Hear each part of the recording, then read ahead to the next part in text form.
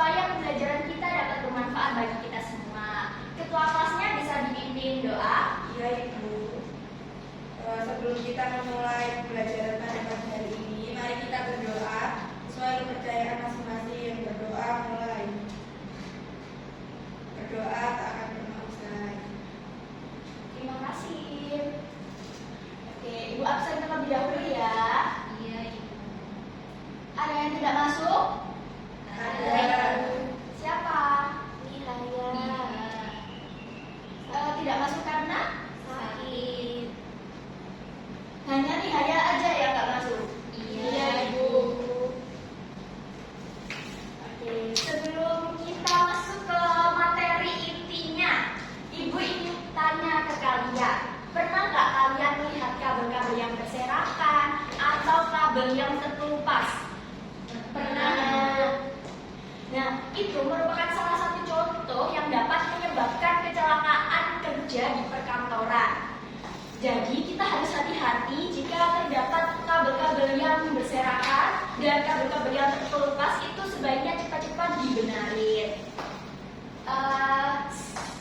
Jadi kita akan mempelajari mengenai keselamatan kesehatan kerja K3 di perkantoran. Tujuan pembelajaran kita pada pagi hari ini yaitu memahami betapa pentingnya K3 di perkantoran supaya tidak terjadi kecelakaan kerja dan mengetahui potensi bahaya yang dapat terjadi serta cara mencegahnya untuk tidak terjadi kecelakaan di kantor. Sebelum masuk ke intinya, ada yang ditanyakan? Saya Ibu. Ya, boleh. Kira-kira K3 itu tugasnya hanya di bidang keselamatan kesehatan saja tapi? Bagus sekali pertanyaannya.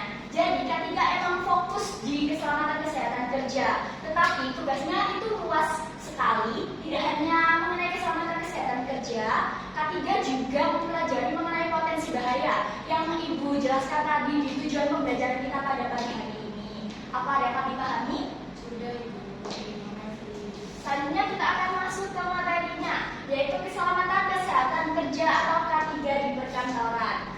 Jadi pengertian K3 sendiri yaitu keselamatan dan kesehatan kerja adalah upaya untuk melindungi pekerja dari resiko kecelakaan dan penyakit akibat kerja. K3 di kantor bertujuan menciptakan lingkungan kerja yang aman, sehat, dan nyaman. Jika kita bekerja secara nyaman, kita akan melakukan pekerjaan itu dengan baik. Penerapan K3 membantu meningkatkan produktivitas dan kesejahteraan karyawan. Jika kita merasa nyaman, kita merasa damai di pekerjaan itu, kita lebih produktivitas kita itu lebih meningkat. Selanjutnya, ada tujuan penerapan K3. Yang pertama, mencegah terjadinya kecelakaan kerja. Jika kita menerapkan K3, kita akan mencegah terjadinya kecelakaan kerja yang ada di perkantoran. Yang kedua yaitu melindungi kesehatan dan keselamatan karyawan. Dan yang ketiga, menciptakan lingkungan kerja yang aman dan nyaman. Dan selanjutnya, meningkatkan efisiensi dan produktivitas kerja. Yang sempat Ibu singgung dari tadi, kita kan jika kerja merasa nyaman, aman, produktivitas kerja kita akan meningkat. Selanjutnya ada contoh resiko di lingkungan kantor. Yang pertama, kabel listrik yang tidak rapi dapat menyebabkan tersandung. Jika kita tersandung, kita dapat cedera. Yang kedua, ada posisi duduk yang salah dapat menimbulkan sakit punggung. Ruangan yang kurang ventilasi dapat mengganggu kesehatan. Dan yang terakhir, penggunaan peralatan kantor yang tidak hati-hati dapat menyebabkan cedera. Selanjutnya ada cara menerapkan K3 di kantor. Yang pertama, menjaga kebersihan dan kerapian ruang kerja. Yang kedua, menggunakan peralatan kantor dengan benar. Yang ketiga, mengatur posisi duduk yang ergonomis. Dan yang keempat, memastikan jalur evakuasi dan alat pemadam kebakaran tersedia. Dan yang terakhir, melaporkan potensi bahaya kepada pihak terkait. Oke, setelah Ibu menjelaskan sedikit mengenai K3, ada yang ingin ditanyakan atau ada yang masih bingung gitu? Tidak ada. Jika tidak ada, Ibu ingin tanya, siapa yang bisa menjelaskan pengertian dari K3 tadi? Saya Ibu. Jadi K3 adalah upaya untuk melindungi pekerja agar terhindar dari kecelakaan dan gangguan kesehatan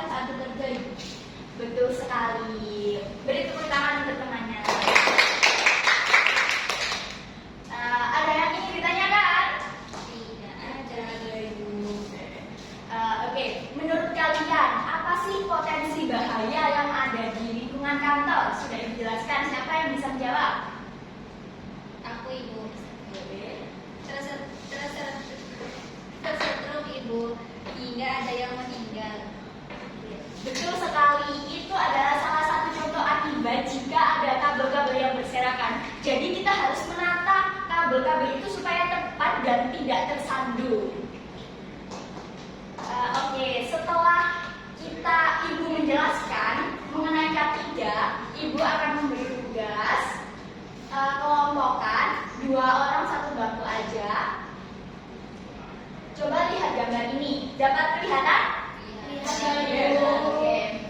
Coba analisislah gambar ini itu apa yang salah dan akibat dari gambar ini itu apa sih? Bisa dipahami? Bisa.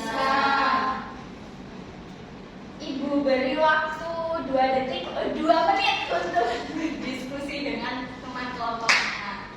Ibu ada 2 gambar, ingat-ingat ya ini ya? Ya. Sama ini. Oke, Ibu. Ingat? Ya. 2 menit ya, nanti akan kalian presentasikan. Ibu mau tanya, Ya. jadi gambar pertama itu selesai bersama ya? Iya, tapi juga kan ada tadi duduk-duduknya yang gak ekonomis yang sudah Ibu jelaskan tadi. Dapat paham?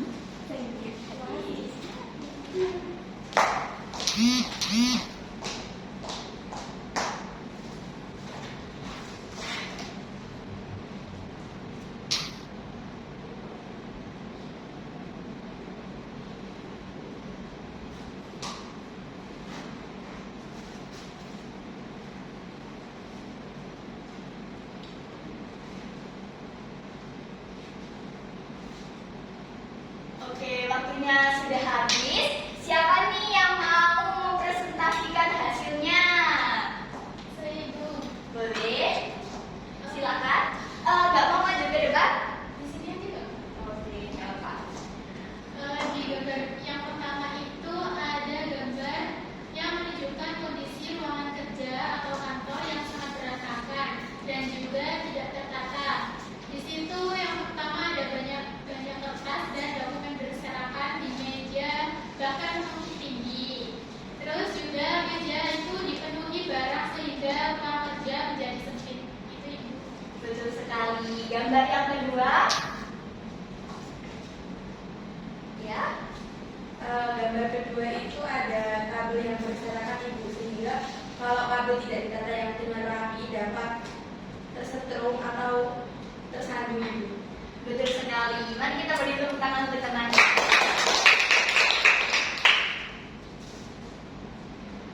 Oke, setelah kita mempelajari ada gambar, ada penerapan K3 di kantor, contohnya apa ada yang ingin ditanyakan lagi atau masih kurang paham? Ada yang ingin memberikan kesimpulan mengenai K3 tadi? Saya, Ibu. Boleh. Jadi K3 adalah upaya untuk melindungi pekerja agar terhindar dari kecelakaan dan juga gangguan kesehatan saat bekerja. Betul sekali. Jadi kita menerapkan K3 di perkantoran itu sangat penting anak-anak supaya kita dapat terhindar dari kecelakaan yang ada di kantor. Dan kita juga akan merasa aman, nyaman, dan damai. Dan produktivitas kita semakin meningkat. Tugas-tugas kita akan terselesaikan dengan baik. Jadi keselamatan dan kesehatan K3 ini yaitu untuk melindungi pekerja agar terhindar dari kecelakaan kerja. Sekian dari materi keselamatan kesehatan kerja di perkantoran yang dapat Ibu sampaikan. Kurang lebihnya mohon maaf apabila ada kesalahan. Ibu akhiri. Wassalamualaikum warahmatullahi wabarakatuh. Waalaikumsalam warahmatullahi wabarakatuh. Terima kasih Ibu.